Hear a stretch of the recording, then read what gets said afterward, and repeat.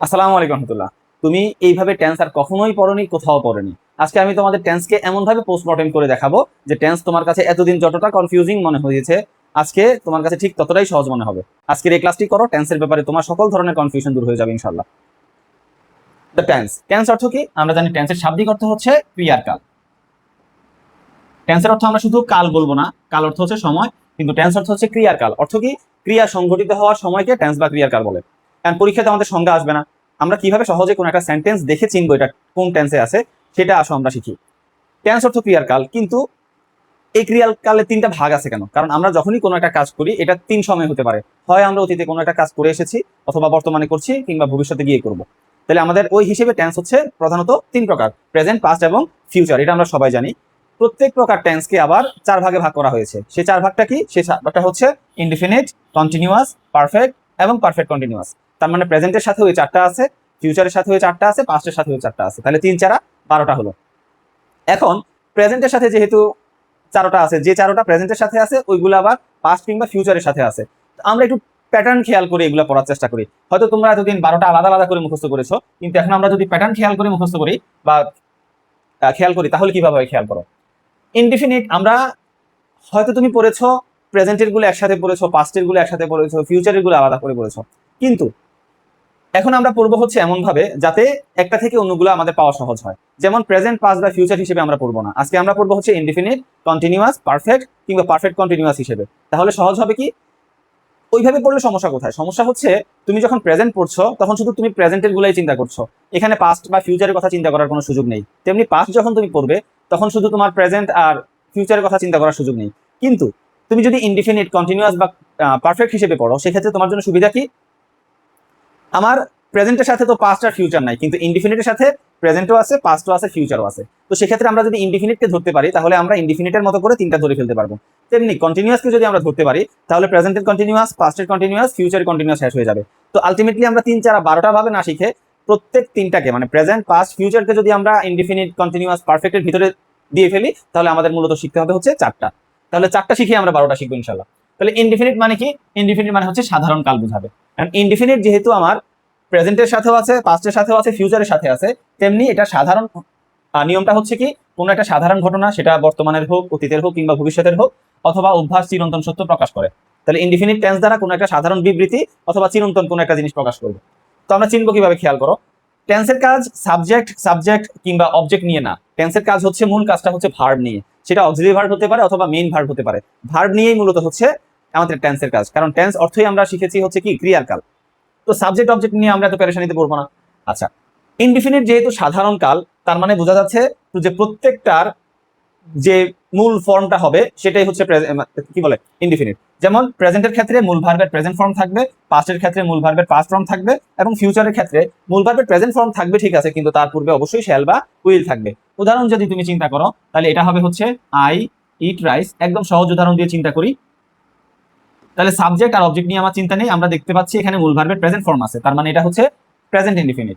আমি যদি subject object একই রেখে আমি যদি এখন মূল ভার্বের পাস্ট ফর্ম করে দেই তাহলে এটা হবে হচ্ছে পাস্ট ইনডিফিনিট। কেন? কারণ শুধু মূল ভার্বের পাস্ট ফর্ম আছে। আমি যদি সাবজেক্ট অবজেক্ট একই রেখে এখানে প্রেজেন্ট ফর্ম দেওয়ার পরেও যদি আমি এখানে শ্যাল বা উইল ব্যবহার করি তাহলে আমরা বুঝবো যে এটা ফিউচার ইনডিফিনিটে আছে। আচ্ছা, তাহলে ইনডিফিনিটটা মোটামুটি বুঝে গিয়েছো যে ইনডিফিনিট মানেই হচ্ছে প্রত্যেকটার সাধারণ রূপ যেটা সেটা হবে। আচ্ছা, তা আমরা তারপরে আসি। আমাদের তারপরে কন্টিনিউয়াস। এন্ড কন্টিনিউয়াস তো তিনটার সাথে আছে, প্রেজেন্ট, পাস্ট, ফিউচার। তার মানে কন্টিনিউয়াস যেহেতু তিনটার সাথে আছে, নিশ্চয় কন্টিনিউয়াসের একটা সাধারণ স্ট্রাকচার থাকবে। তো আমরা কন্টিনিউয়াস মানে এটা খেয়াল করব যে সর্বদাই মূল ভার্বের প্রেজেন্ট ফর্ম প্লাস আইএনজি। এবার সেটা যে কন্টিনিউয়াসই হোক, প্রেজেন্ট হোক, পাস্ট হোক, ফিউচার হোক, কন্টিনিউয়াস মানেই আমরা চিন্তা করতে হবে V1 প্লাস আইএনজি। এটা সব ক্ষেত্রে আমরা চিন্তা করব।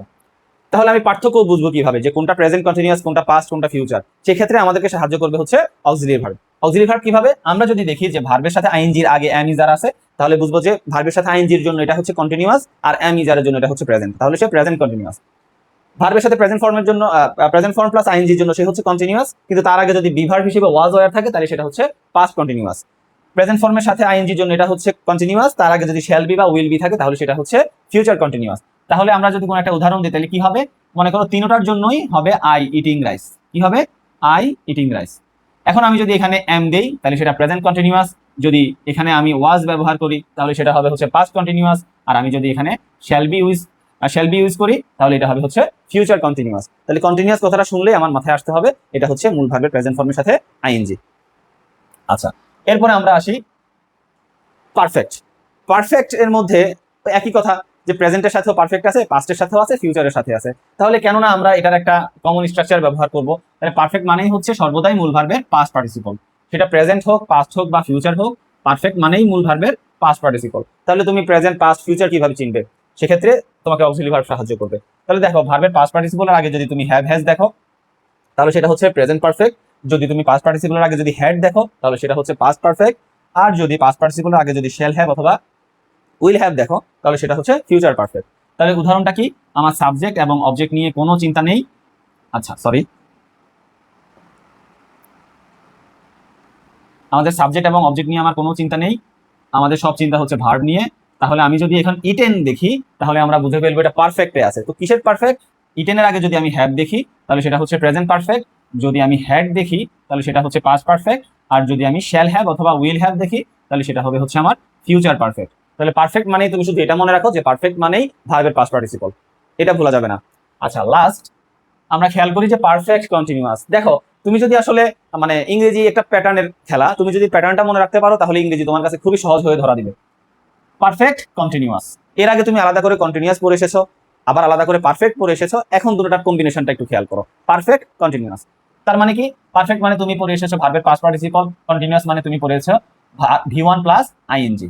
এটার সাথে তুমি আরো পড়েছো হ্যাভ হ্যাজ হ্যাড, এবং তুমি এটার সাথে পড়েছো হচ্ছে am is are was were. তাহলে দুইটা অংশের ব্যাপার, একটা হচ্ছে আমার মূল ভার্বের অংশ আর একটা হচ্ছে আমার বি ভার্বের অংশ। তাহলে কে কোনটা নিবে? একই সাথে তো একই ভার্বের প্রেজেন্ট ফর্ম প্লাস আইএনজি কিংবা পাস্ট পার্টিসিপল হতে পারে না। তাহলে সেই ক্ষেত্রে তারা একটা সমঝোতাতে আসবে। কি সমঝোতা? কন্টিনিউয়াস বলবে যে দেখ, আমি কিন্তু তোর আগে এসেছি, তার মানে পারফেক্টের আগে কিন্তু কন্টিনিউয়াস এসেছে, তার মানে কন্টিনিউয়াস মূল ভার্বের দায়িত্ব নিবে, কারণ কন্টিনিউয়াস মানেই কিন্তু ভার্বের সাথে আইএনজি। তো পারফেক্ট এটা মেনে নিবে, তার মানে সে আর মূল ভার্বের দায়িত্ব নিবে না। পারফেক্ট বলবে যে ঠিক আছে ভাই, আপনি যেহেতু আগে এসেছেন মূল ভার্বের দায়িত্ব আপনিই নেন, আমি তাহলে বি ভার্বের দায়িত্বে আছি। তাহলে বি ভার্বের দায়িত্ব বলতে তাহলে ব্যাপারটা কি দাঁড়াচ্ছে? ভার্বের সাথে আইএনজি থাকবে কার জন্য? ভার্বের সাথে আইএনজি থাকবে হচ্ছে আমার কন্টিনিউয়াসের জন্য, তার মানে এটার ক্ষেত্রে am is are was were থাকবে না। আর যেহেতু পারফেক্ট পরে এসেছে তার মানে সে বি ভার্বের দায়িত্ব নিবে, তার মানে আমরা এখানে সহজেই বুঝতে পারছি যে আমার এখানে ভার্বের পাস্ট পার্টিসিপল থাকবে না। তাহলে কি দাঁড়াচ্ছে? হ্যাভ হ্যাজ হ্যাড আর ভার্বের সাথে আইএনজি। এখন এখানে আরেকটু কথা আছে, পারফেক্ট তো পারফেক্টের জন্য তো হ্যাভ হ্যাজ হ্যাড ছিল, কারণ পারফেক্ট কন্টিনিউয়াসে যখন সে আসবে তখন সে আরেকটু সেজে গুজে সুন্দর করে আসবে, এই জন্য সে শুধু হ্যাভ হ্যাজ হ্যাড না, সে কি করবে? হ্যাভ হ্যাজ হ্যাড এর সাথে বিন নিয়ে আসবে। কি নিয়ে আসবে? বিন নিয়ে আসবে। তাহলে have been, has been, had বিন, তারপরে ভার্বের সাথে আইএনজি, এই যে সুন্দর একটা সমঝোতাতে তারা চলে আসলো। তাহলে আমরা দেখতে পাচ্ছি যে মূল চাবিকাঠি হচ্ছে ভার্বের সাথে আইএনজিও থাকবে কন্টিনিউয়াসের খাতিরে, আর have been, has been, had been থাকবে হচ্ছে পারফেক্টের খাতিরে। তাহলে এই যে এখন আমরা আলাদা আলাদা করে চিনি, আইএনজির কারণে আমরা চিনবো কন্টিনিউয়াস, হ্যাভ বিন হ্যাজ বিনের জন্য চিনবো হচ্ছে প্রেজেন্ট পারফেক্ট কন্টিনিউয়াস। এটার জন্য আমরা কি চিনবো? কন্টিনিউয়াস। আর হেড এর কারণে চিনবো হচ্ছে পারফেক্ট, কিন্তু সে যেহেতু কন্টিনিউয়াসের জন্য এসেছে সে আবার বিন নিয়ে আসবে, তার মানে হ্যাড বিন।